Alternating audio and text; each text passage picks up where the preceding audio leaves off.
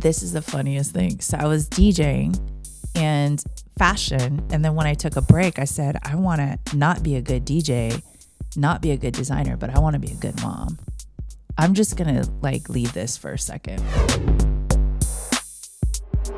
Welcome to Functional Conversations, brought to you by The Function. I'm your host, DJ Shaky. Today on the show, we have one of my partners, crew members, DJ sidekick. We've put mixtapes out together, DJed events together. She is a DJ / fashion designer / all-around creative. We have Bianca G in the house. What's up? Hi, everybody.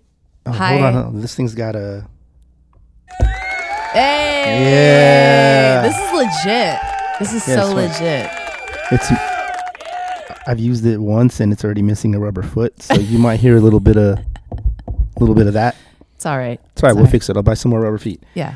Anyways, so what this show is about has to do with people like yourself, people who work in a creative field. I wanted to use the term entrepreneur, but somebody retook that. So we're just saying people who work in a creative space, make their living off of it, and that's why you're here. So we're going to talk about that and share some of your experiences and how you kind of navigate life. Let's do some of the typical stuff. Like, how did you get to this space? You started first as a dancer? As a kid? Okay, so first of all, thank you so much for having me. I consider you like my DJ bestie. You know what I'm saying? My bestie, fam. Yeah. Thank you for having me. So how I started, okay, I mean, ever since I was a little kid. Right. You know, I mean, I came from a family of entertainers.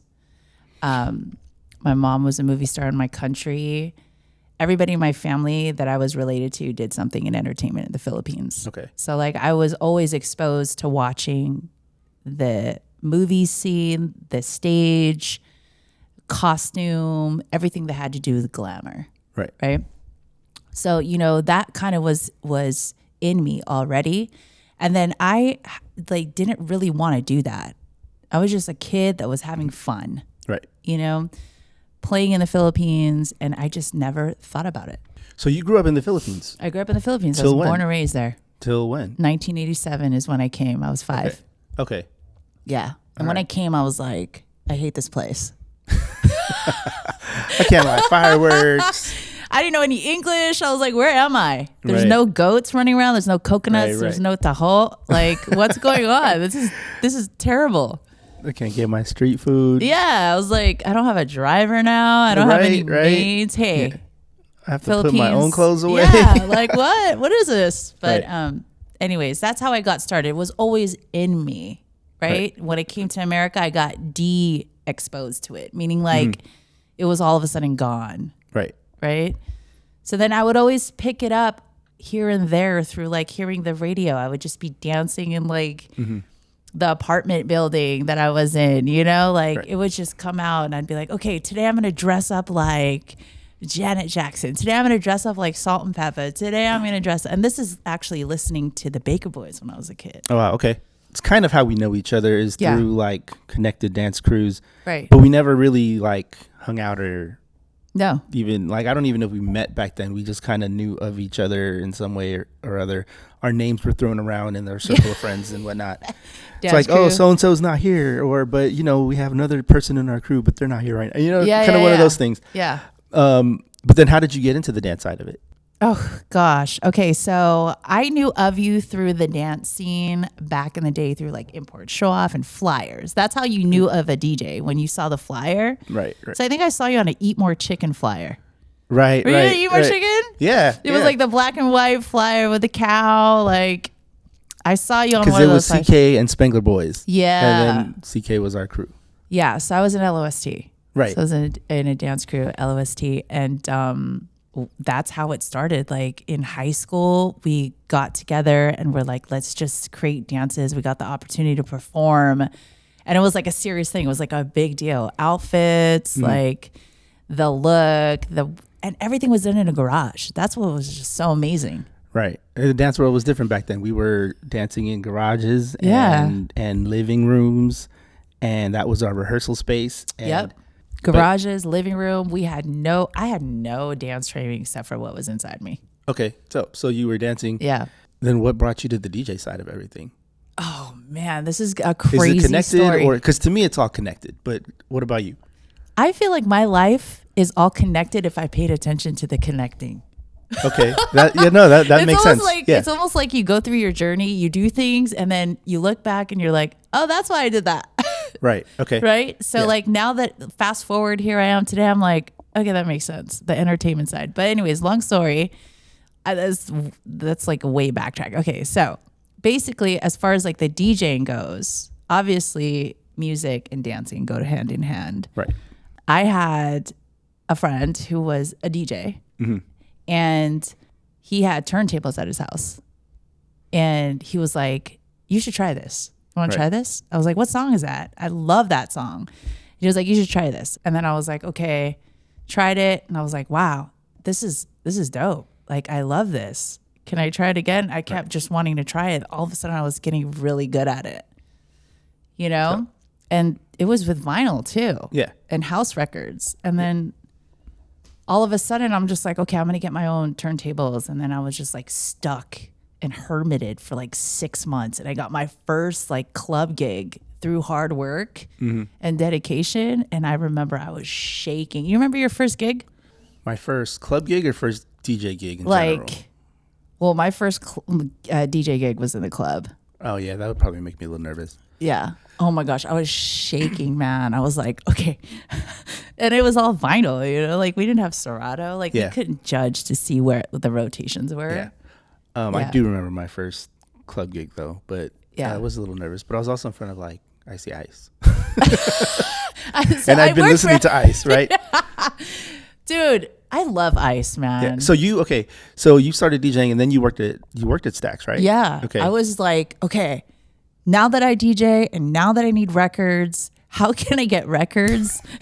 But like the first records, like how can I was like kind of, you know, everybody wanted first dibs on the song. Cause when the record label dropped off the box, you only had like 25 records. So I'm like, I'm getting first dibs. And I'm like, how can I do that? And I was like, I'm going to work for Icy Ice.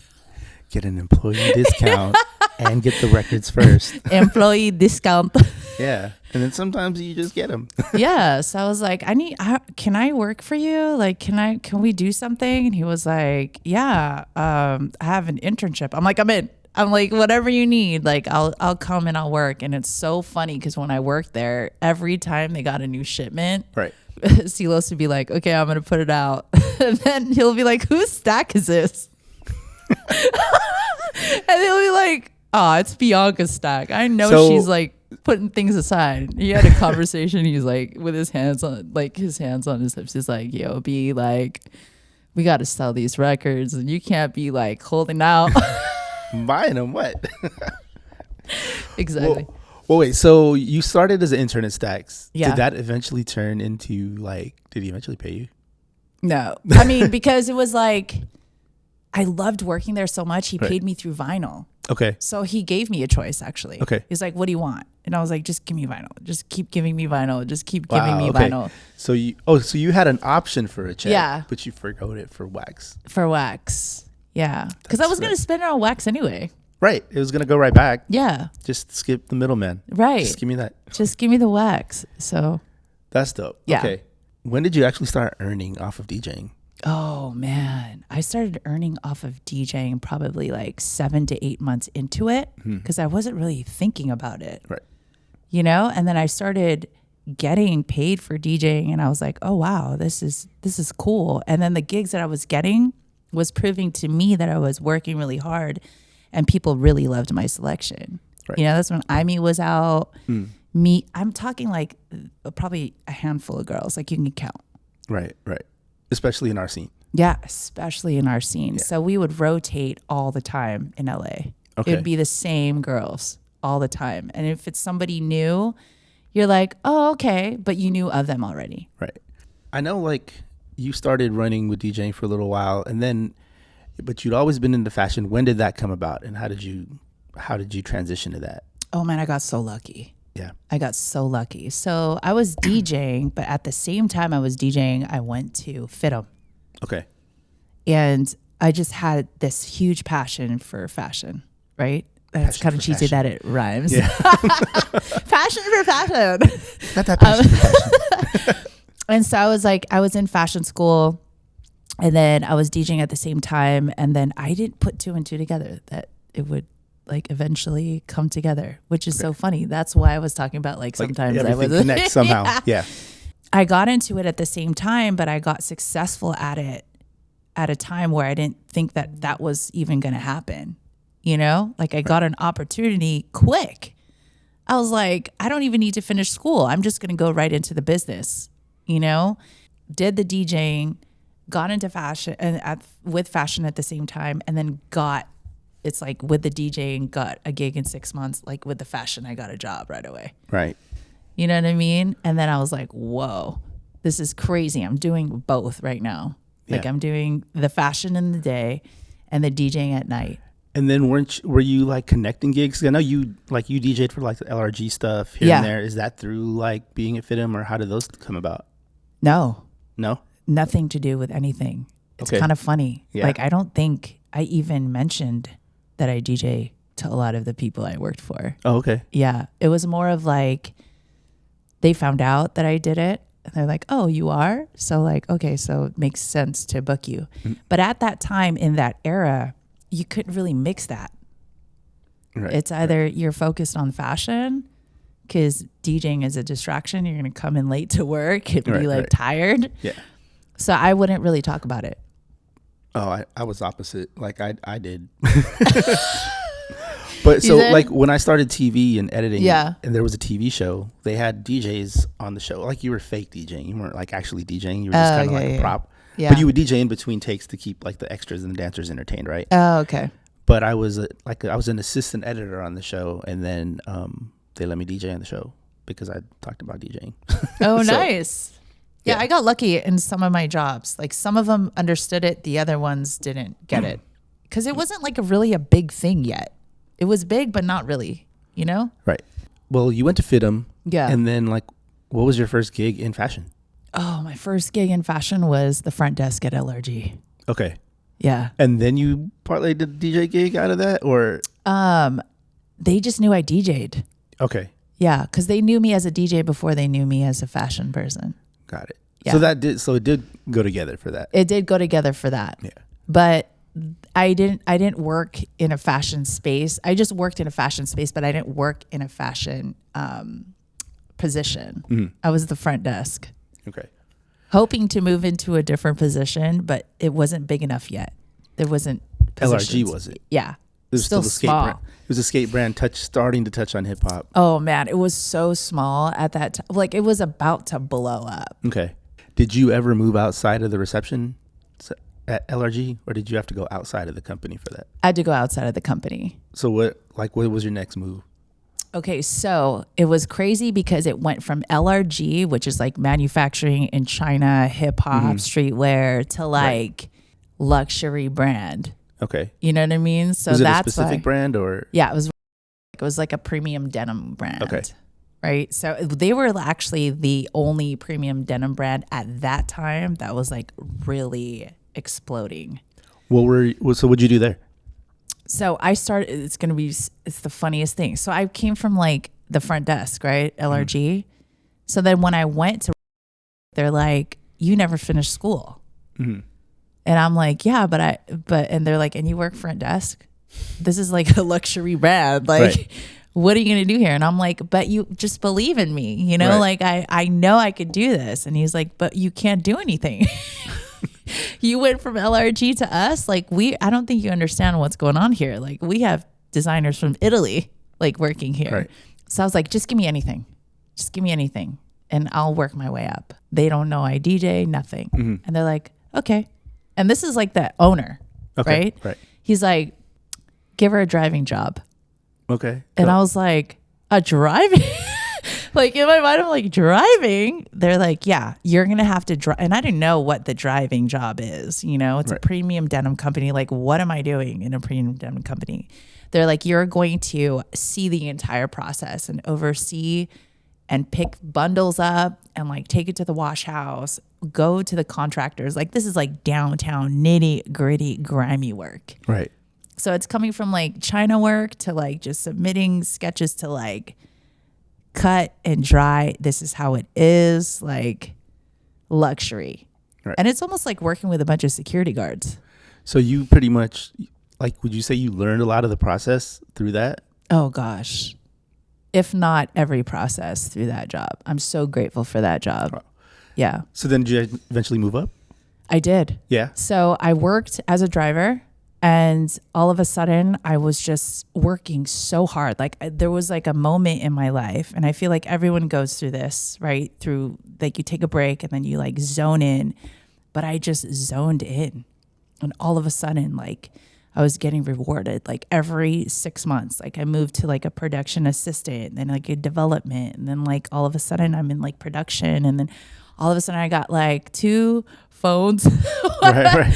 Yeah. And then I had like a company car, and then all of a sudden I'm like designing a collection. And then all of a sudden I'm like going to fashion shows in New York. And I'm like, then I honestly truly believe that designers on a higher level see something in someone starting. Did you ever design there? I did. Okay. Yeah. And that was your first design? That was gig? like my first real design, where like designs were showcased on the runway or given to celebrities, or I signed an NDA, but I don't think that matters. No. I mean, you don't have to see the celebrities, are Yeah. Plus, it's also, I don't know, is there a statute of limitations? Yeah. I don't know. Shoot. No, but they're not around anymore, but you know. Well, who's going to go after you? Yeah. Anyways, talk about the celebrities. Yeah. So basically, you know, and they had it in stores, and they had like capsules and whatever sales decided to do with it is what they did with it, you know, but the fact that I was able to be a part of something that was outside of their regular program was insane. What was the next step, or where'd you go from there? So I was there for almost 4 to 5 years. Okay. And it's a good run. Yeah, it was a good run.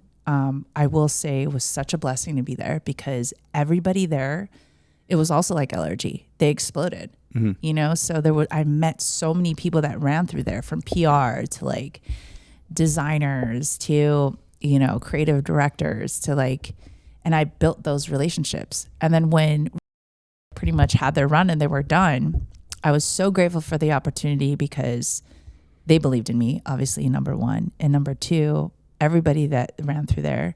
And so I said to myself, I'm going to take a break. I'm going to take a break, because it's a lot. When you're a designer, it's a lot. It takes a lot of energy. Yeah.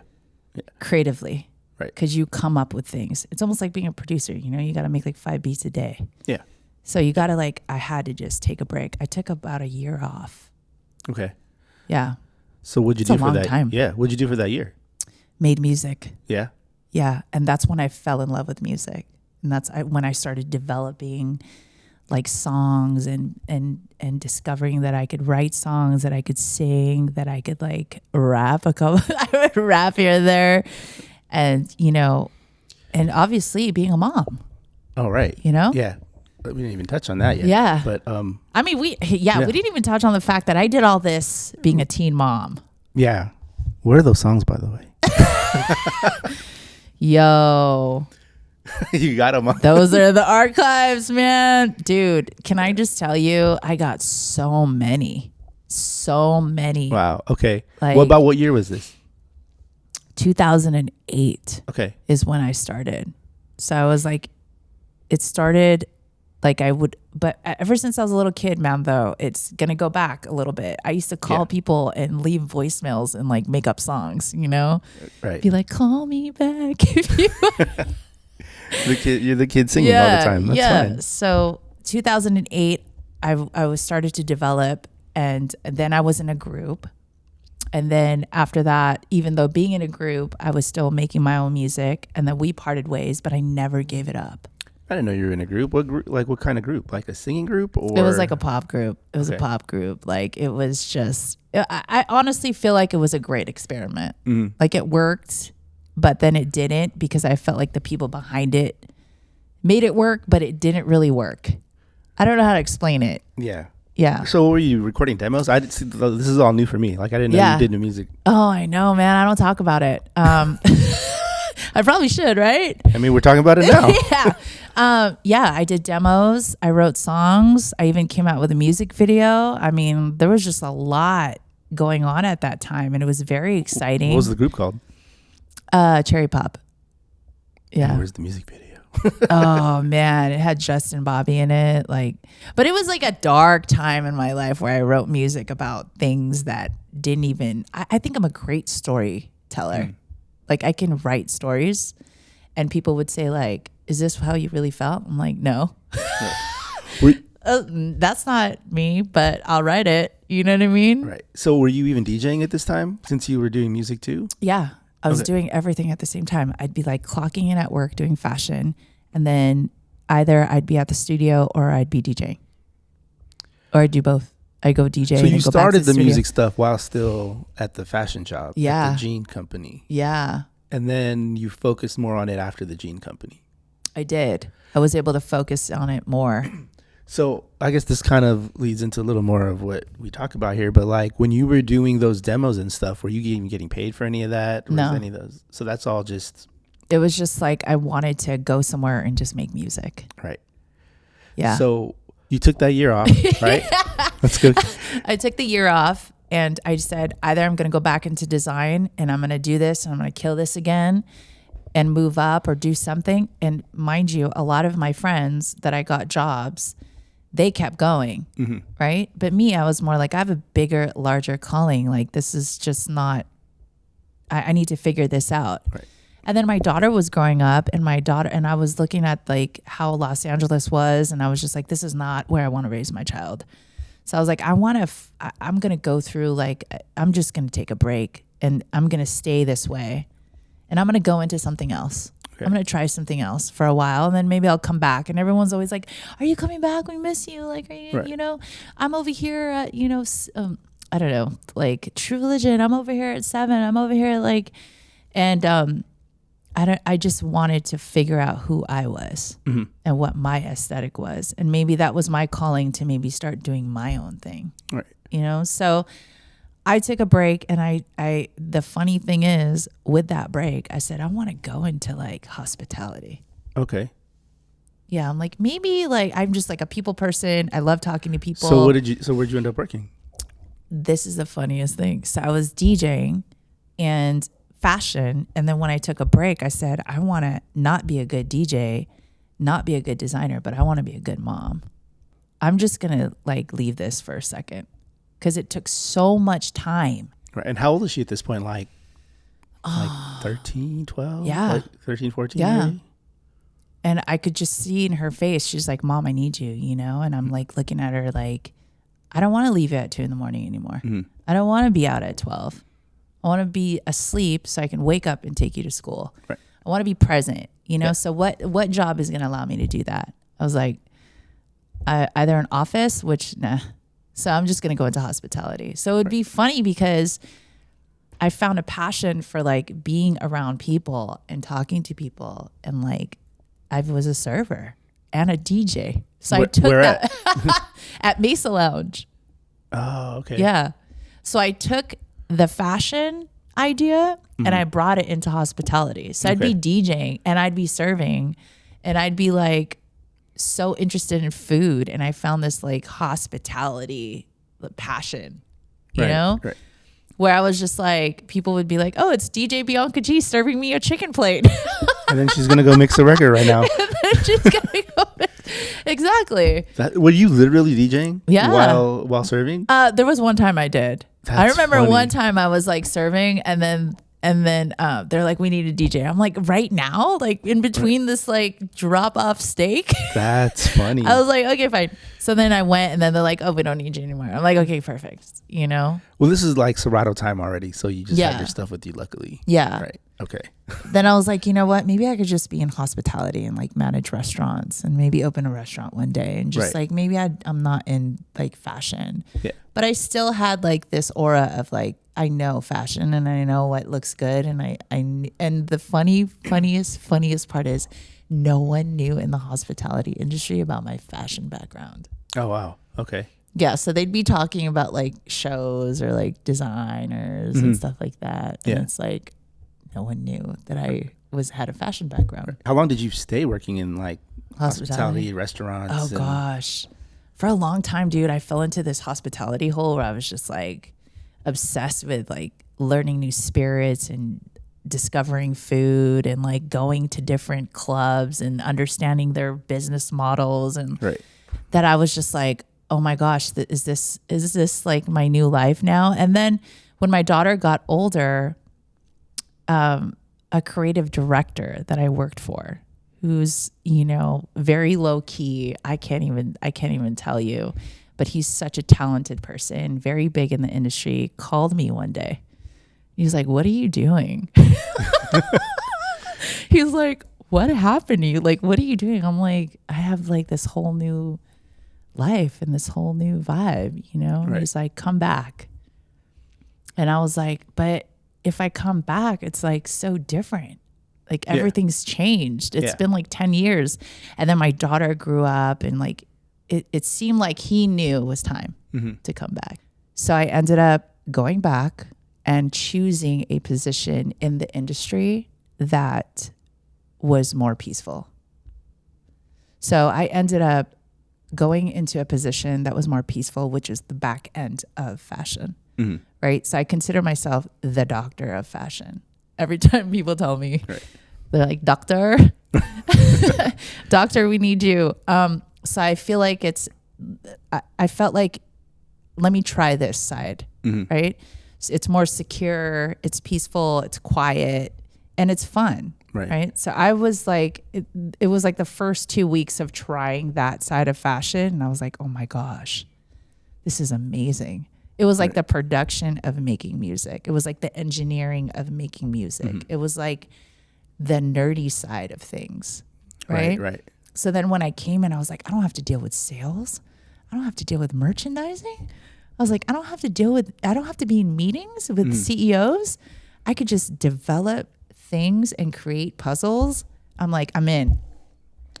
Yeah. Was that it for another company still? That was for another company, and that was for a very well-known company. Again, so grateful. God is so good. When I got back in, I got into a company that's like so hard to get into. Yeah. Which is it? I can't say. Oh, why? Is it the NDA stuff too? Or yeah.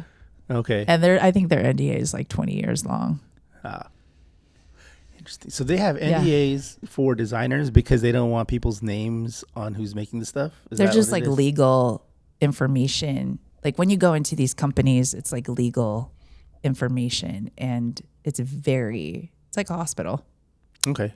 Interesting. You know what I mean? You go in and it's like they have certain policies and a structure that you can't talk about because everyone's different. Right.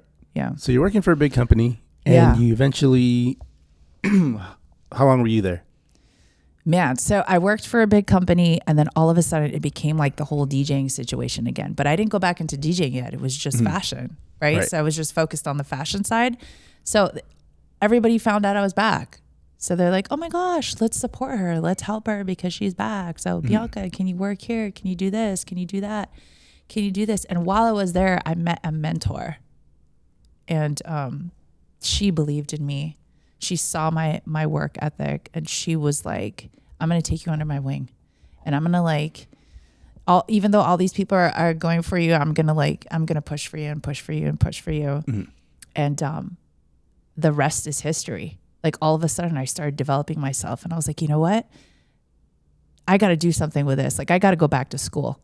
Like I need to go to school. I was so thirsty for information. Like I wanted more and more and more. And I still am. Like I'm such a schoolgirl. Like I could be in school forever, until I'm 80. So how many jobs did you work after that? Like, did you stay there for a little while? Yeah. So I basically was on an independent contract situation. Okay. So I would jump from place to place when the project is over. I didn't want to commit to like one company yet, because when you do commit to one company, then you're not as free. Right.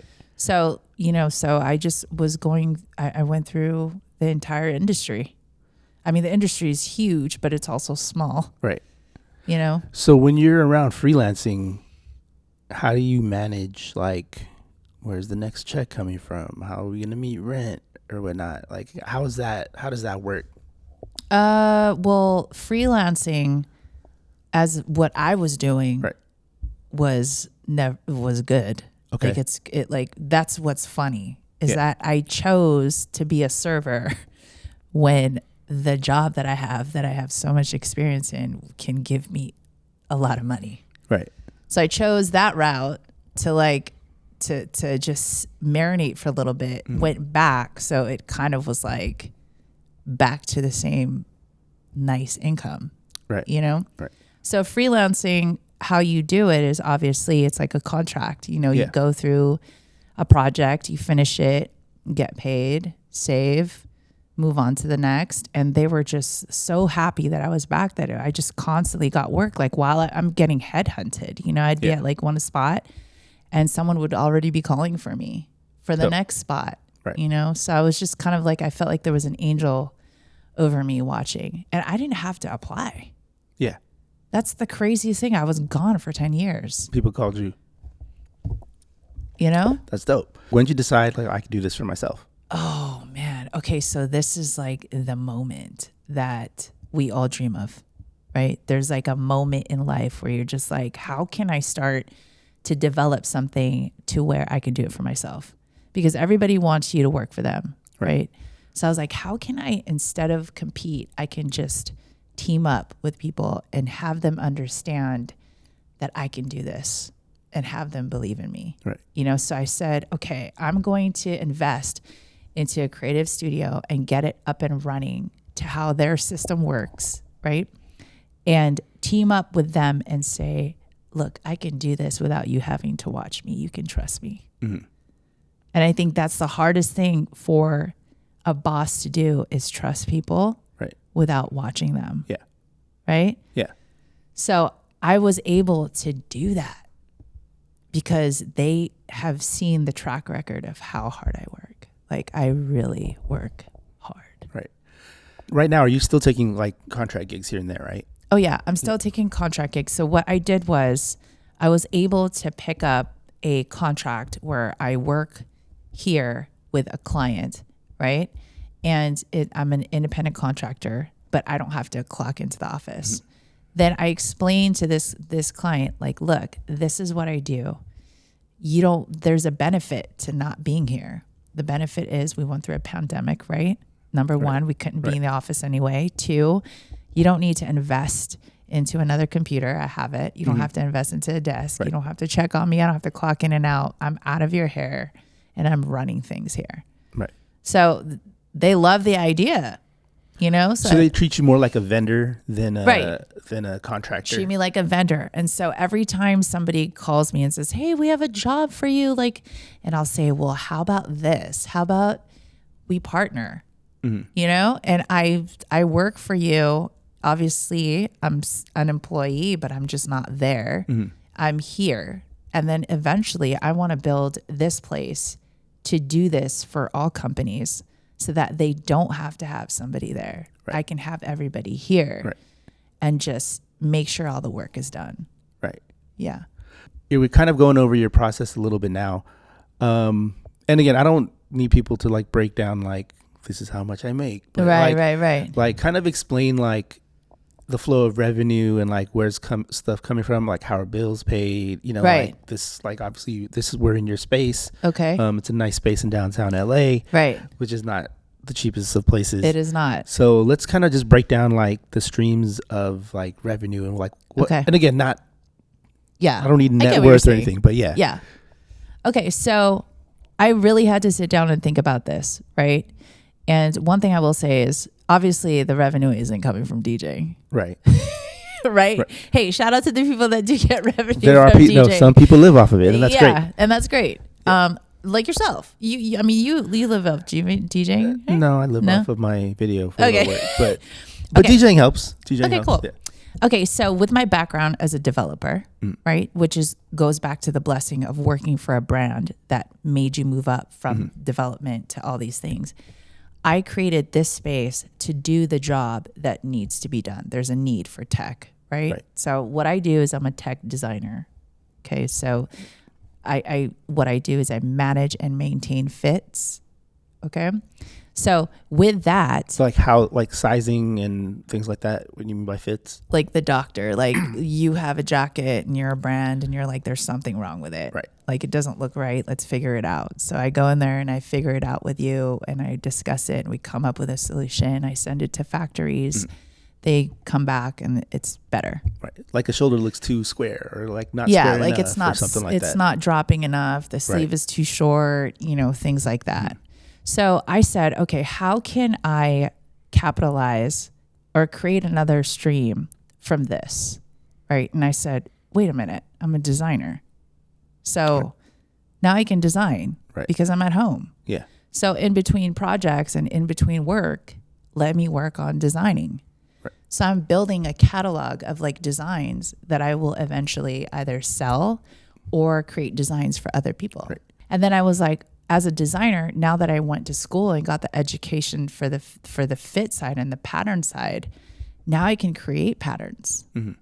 Right? So there's 3 now. So you're a tech designer, you're a fashion designer, and now you have fits, that pattern maker.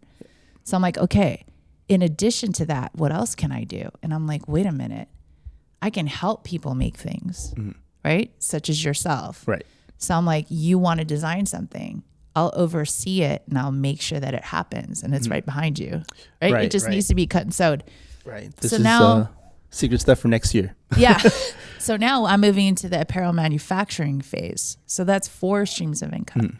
And then you have like movie sets, and then you have like styling, and then you have like dance competitions, and then you start to like, it just starts opening up more. And then I said to myself, it's got to be House of Bianca G, because then everything now is going to streamline to like a manufacturing monster. Right. So basically you're pulling from all of that. Everything. I'm pulling from all of that. As you book clients, those are the different things that you're offering to people. Yes. And then you have alterations. And then then that's why I want to go into the education and teaching side, because I don't think anybody understands what I do. So I think that now that I'm trained and now that I'm developed, now I can give back and now I can offer information. Right. Yeah. So that people are like, oh, I didn't know that. Now you can help me. Yeah. You know what I mean? So even though I do all these things and I have a running business, how are people understanding what I do? So for me now, it's more education.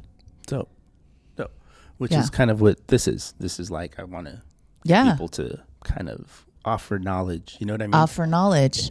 Well, now it's a little different. Your daughter's a little bit older, but how are you still managing like a work-life balance? Because like we work in the field, whether it's like, we're DJs, whether you're a musician or an actor, designers, we work in a field essentially where if you're not working, you're not getting paid. Right. Like we don't get paid for vacation. Yeah. Right. So how do you handle like a work-life balance?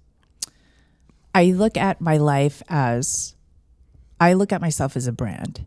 I think that's the number one most important thing that we have to remember, is that we are a brand, right? So we are a business, right? So how I balance it is very strategically and discipline.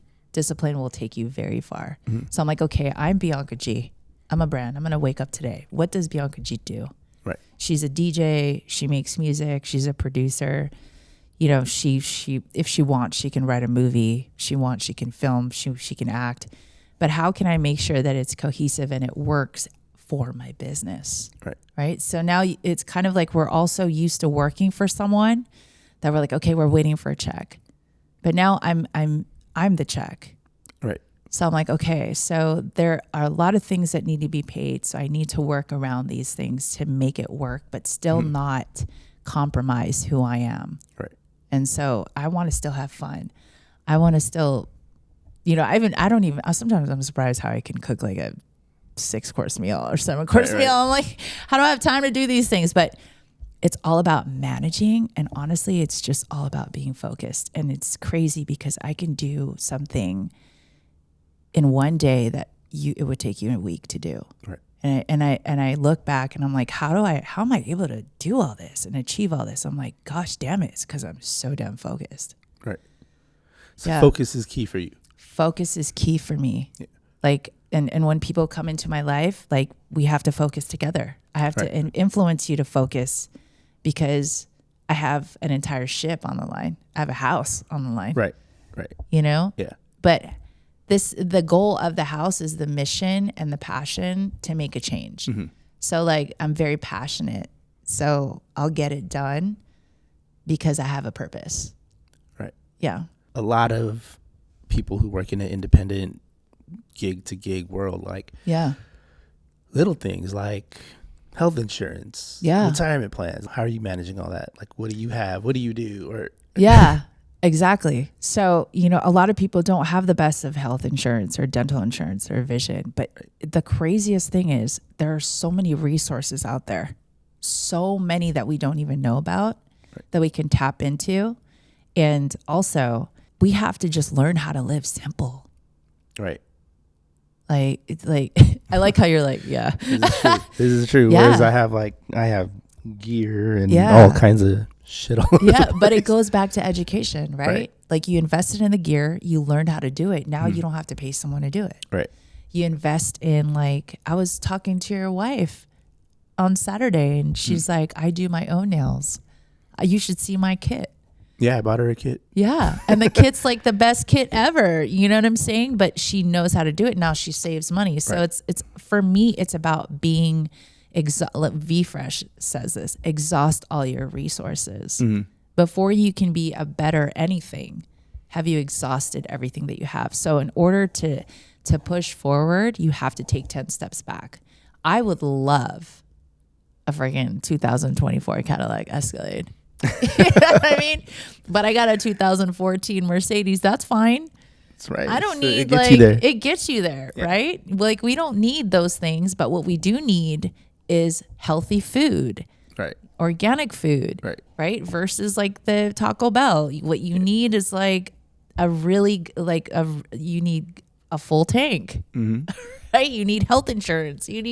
So you got to like balance out what's important to you and what's not important to you. Personally, I don't buy clothes. I make it. Yeah. So that saves me how much every single, sometimes I will buy, but it's got to be really good because I know how they're made. Yeah. But, so it's that saves you how much when you learn how to do something. You're going to be on some next level shit when you just start making simple things like your sweats and your hoodie. Yeah. Yeah. But what even next level is when I teach people how to do it and they'll be like, whoa, it's that simple. Like, yeah, I wish I could, like, that'll be another show and how I break it down, or maybe like you can help me break that part down. But I'm going to start doing stuff on how to make hoodies, how to make t-shirts, and people like literally you can make an amazing dress that looks like it's $1,000. Right. If you just work. Right. Which I've seen. We've gone for the walks last week. Yeah. Get some material, which is Bianca's helping me with some wedding attire. Fun. It's so fun. It's like, how fun has it been with me and you, like me putting together a spreadsheet of measurements and like going to the fabric store. And it's all different for me. Like, I've never touched on that side. So so that's cool. But anything creative, right? Like, I feel like creative people tend to just do more shit. Yeah. And that's the thing. We have to also know the balance of when not to do something and just stay focused on something instead of like jumping around. But I will tell you the number one thing that why I'm so happy about this and my life and my creativity is nothing can stop me from completing something. Right. Nothing can stop me from executing. Everything is like efficiently ran, cohesively ran, streamlined. Nothing stops me. You want a Letterman jacket? Done. You know what I mean? Like, Letterman jacket's easy. Yeah. I'm going to test you more. Yeah. You want denim? Done. I have all the resources, the contacts. I can do that for you. Right. When 20 years before this, I'd be like, what do I do? I don't know. Where do we go? What do we do? You know what I mean? Right. Are you planning like on making your own line? Yeah. And putting everything out? Oh, okay. Man. I want, like, obviously, there are things that I don't want to talk about because design is a very touchy thing, because creativity you know, when it's put out there, it's also something you need to protect. But, you know, I have visions of just creating something that can help people create too. Right. When people finally get to see your stuff out, what do you want them to think, or what do you want them to take from it? Oh, just the word dope. Right? Like, I feel that dope is such our generation used word. You know what I mean? Yeah, like authentic, genuine, like just makes you feel something. You ever put on something and it makes you feel something? Yeah. Like really, you know, chic or rich or, you know, I want people to feel good when they put on my clothes and feel powerful and strong, you know? So once I put something out, I want people to be like, wow, this is going to be here forever. What sort of clientele are you looking for your clothing line? The underdogs. Okay. You know what I'm saying? The fly girls, the fly guys, you know, the people that think outside of the box, you know, and I think so many different things are fly. Like I could look at your socks and be like, you're so cool. Right. You know, or like your shoes, they don't need to be new, but the way you wear your shoes, the way you do your hair, you know, it's just, for me, I want to feel something when I see something. Yeah, the way you wear it is, and this is me from not a fashion person, but the way you wear your shoes is a big, like, I can't explain it. Yeah. Because anyone can have Jordans. Right. Right. But some people wear Jordans, but it doesn't look as dope. Yeah, right. Am I right? Yeah. But it goes, to me at least, it kind of goes beyond, because like someone could be wearing like designer jeans and Jordans, but somehow still not come off right as somebody in some Target jeans and Jordans. But exactly. I think it's a little more than how you wear it. I think it's also how you carry yourself. Yeah, right? It's your personality. Yeah. It's what makes you different. Yeah. So like, it's a combination. It's a combination. Personally, for me, your sauce drips by just how you put things together, and your personality shows. Like someone could be on the right, everything is just perfectly to the T. Right. And to the left, they'll just crop their pants a little more. Right. They'll add like pink socks or mustard socks. Yeah. And then their Jordans are like loosely tied. And this one's like all tight and just perfect. And just like, you know what I mean? And then you'll say this person has sauce because he put his sweater inside out. You know what I mean? Like it's about how you wear it, how you carry yourself, and being confident and just not caring. Yeah. Like I love it when people don't care. Right. When they just like put things on and they're just like, oh, I'm wearing this. Try too hard. Yeah. I know you mentioned focus is key for you, but what do you think is like a good takeaway for other people who are in a similar field or just a creative field in general? Like, what do you think is a good takeaway or piece of advice? I don't want to sound cliche, but you know what I mean? Like, yeah, I know what you mean. Yeah. The best advice I can tell you is, I know this is going to sound cliche too. Be honest. Just be honest with who you are and what you are about. Right. You know, authenticity goes a long way. Right. You know, like just be real and honest with your creativity. And I'm telling you, it doesn't matter how people perceive it or who cares if they don't receive it. Right. Just put it out. You want to like rock your hat a certain way, just do it like that. Right. And then soon you'll build this mood board of just your personality. Mm-hmm. And I think that's what makes brands explode, is when people get a piece of a personality and that either one, they can relate to because you're being yourself and that's what they want to do, or two, it's just mirroring something that they wish they could do. Right. You know, like for me, I'm always wearing my socks. Mm-hmm. Right. And for me, I wear it because there's a little girl inside me. Right. Right. So I want to wear my socks and I don't care what I'm doing. I could rock a sexy dress and I got these freaking little girl socks and people laugh at it. And I'm like, but I love it. Like it's me. So now I'm known as a sock girl. Right. You know, but I didn't mean to, but that's who I am. Right.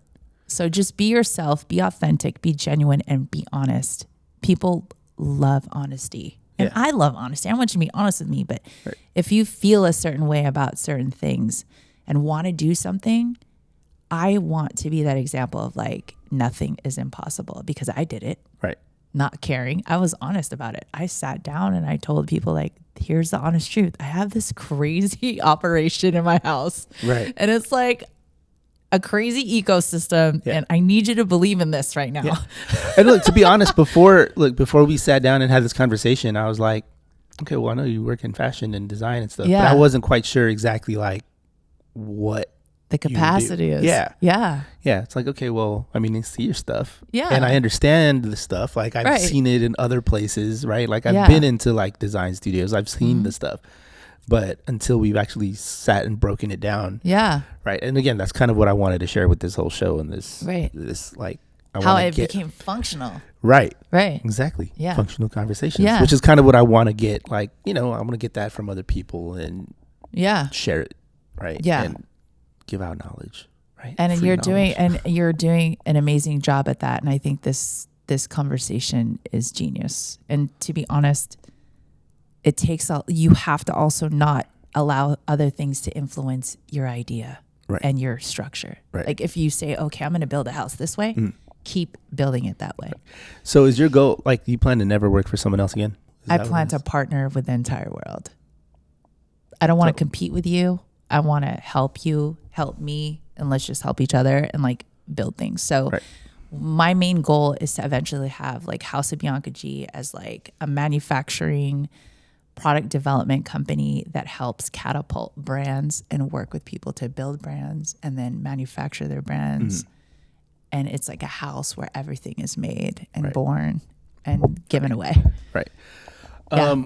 Okay. So again, because you know, I'm new to this whole thing right here. This is a whole new You're starting a line. In theory, right? I mean, you know, we've had the radio show, but this is a little different. And it's just me instead of co-hosts, right? Because and like the radio show, sometimes it wasn't even me. Like sometimes like, oh, I can't make it till you guys handle the show, right? That's kind of what it was. But now this is a little more me. I've got to do it. But then, so I'm missing things. But let me backtrack a little bit because we didn't really talk about like your brand as a whole, right? Like House of Bianca G. Let's kind of explain that a little bit. Oh, maybe I'll re-edit. Maybe it'll just be at the end of the conversation. Who knows? Yeah. So I told when I was on Sway last week, I basically told Sway House of Bianca G is like my dollhouse. This is like my house where I do things. It's almost like Pee Wee Herman. Okay. Pee Wee's Playhouse? Yeah, it's like a playhouse, you know? Like I wake up and I'm like, what am I going to do here? Right? This is just a creative space though. This is outside of like the revenue. Like, what am I going to do here? Mm-hmm. I do everything I built here has a tucked away section for what I am. Mm-hmm. So like I have my creative studio where I design and I do all the things for my business. Then on the other side I have like a private retail store where things are going to land in there. And then on that side, I have my DJing, you know, and then on that side, my production, my photo shoots. So House of Bianca G is basically a creative powerhouse. So eventually I would like to be partnered up with maybe a record label who doesn't have a creative division. Mm-hmm. You know what I mean? Or maybe just partner up with different brands to house their things that can contract people to work. Right. Yeah. Give jobs to America. Okay. Yeah. That's dope. Yeah.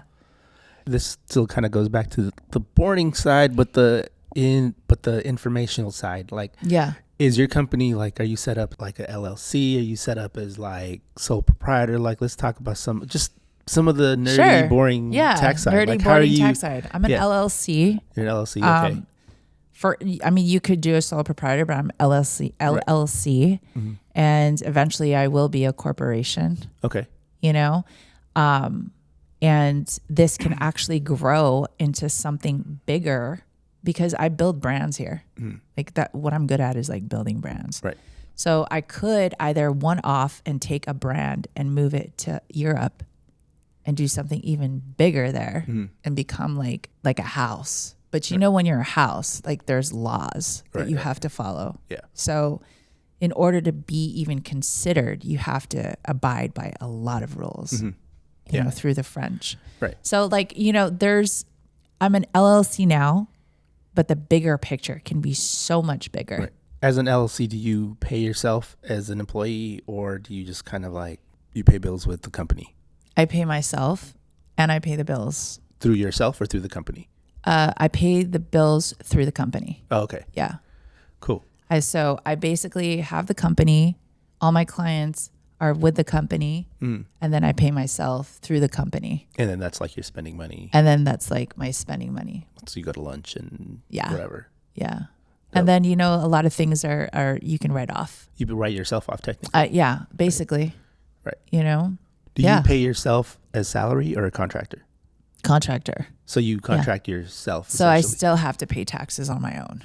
Oh, so you're paying taxes. Yeah. But you get to write off your taxes on your on the business side. Yeah. It's because like you're an expense. Yes. Right. Exactly. Yeah. That was explained to me recently. Yeah. But that's something else I just wanted to share with people, right? Yeah. Because the thing that's crazy about business, which I love talking about business. I'm glad you touched on this, is that it's really easy to start a business. Right. People are really afraid to start a business. They get overwhelmed, but yeah. I'll be upfront. I didn't want to deal with all the paperwork. Yeah. So I spent the money and just did it on LegalZoom. LegalZoom is the bomb. Right. So I use LegalZoom sometimes. It was easier. It takes a lot of the footwork away from you. And they do all the filing. You guys can sponsor us. Yeah, LegalZoom. I'm on the phone with you guys a lot for a lot of things. Yeah, right. So they offer so many services. It's the most genius platform. There's other platforms too. This LegalZoom it showed up when I Googled. Yeah. So you ever use Rocket Lawyer? No, but I've seen that come up too. But Yeah. I'll look into that. Yeah. If you ever need a contract, just a general contract for DJing, they have contracts for everything. I mean, you can go through it and read it, but you know, they generate contracts. So pretty cool. I might redo my contracts with that. Yeah. See, if you're watching, listen, whether you're a DJ, because obviously the first few guests will probably be DJs because we're DJs first. If you're watching and you're still doing stuff and getting paid yourself as a solo proprietor, right? Step up your game. Yeah, step up your game and start an LLC for your DJ business, and then get your checks written to your business. You can be a corporation too. It's just a little different paperwork, which maybe we'll have someone explain that a little more in depth. Yeah. But and then pay yourself. Right. Because then you can get like a tax ID and you can buy things wholesale for your merch. Like there's so many things that you can do to expand on your business and your brand, because you are a brand as a DJ. True. Yeah. Yeah. You are. Nowadays more so. I mean, before, I don't know, you didn't think of that when we were like 13, 14 years old. No, started to DJ. You just wanted to DJ, man. I know we've DJed here and there, but are you like getting back to DJing to focus in it more, or just whatever comes your way? Whatever comes my way. And I want to do shows now. Mm-hmm. I feel like if I'm going to do anything in the capacity of DJing right now, I feel number one thing I want to say is as you grow as a person, you outgrow certain things in DJing too. Right. So on your social media, I've seen you getting back into dance a little bit too. Is that just more for the sake of working out? Sake of just not giving up on something I've always loved. Right. Okay. Dance is like a passion of mine. You know what I mean? Right. I think it's in every Filipino too. Well, not to be like, because so I was dancing only till I was about like 25 or so. Right. Yeah. So I've probably been not dancing longer than a lot of dancers have been dancing. Right. Who were like, and the dance, it's completely different now. Yeah. And I've spent how many years at World of Dance doing all their stuff. So I'm around dancers. Which is amazing, bro. That's so amazing that you are a part of that. Oh, yeah, I got lucky, but I mean, it's all people we know anyway. Yeah, right? yeah. So yeah, it's not like far-fetched. You just see people from crews from back in the day. Yeah. But like the people that started it are like people from our scene. So it's not like far off. It's right. It's like the next thing we did after the club. Yeah. Right?